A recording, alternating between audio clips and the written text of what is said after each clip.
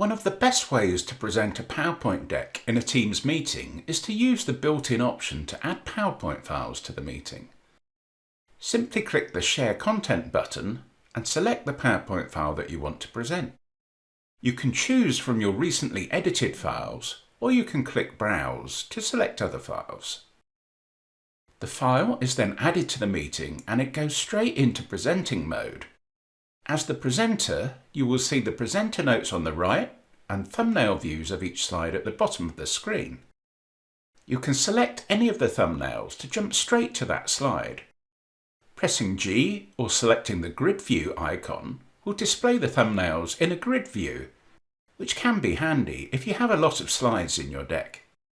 If you are co-presenting with another person, they can take over the presentation without needing to stop the presentation and restart again, but they would need to have been allocated a presenter role in the meeting settings. Note that the attendees in the meeting do not see the thumbnails or the presenter notes, they just see the presentation itself.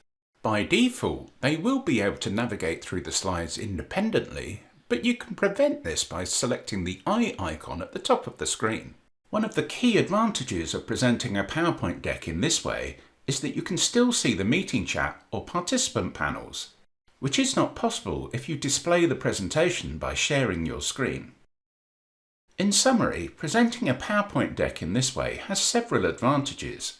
As the presenter, you will be able to see the slide notes, thumbnails of the slides, and the meeting chat or participant panel.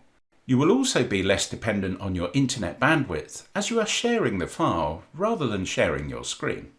This video is part of a series called Your Know-How.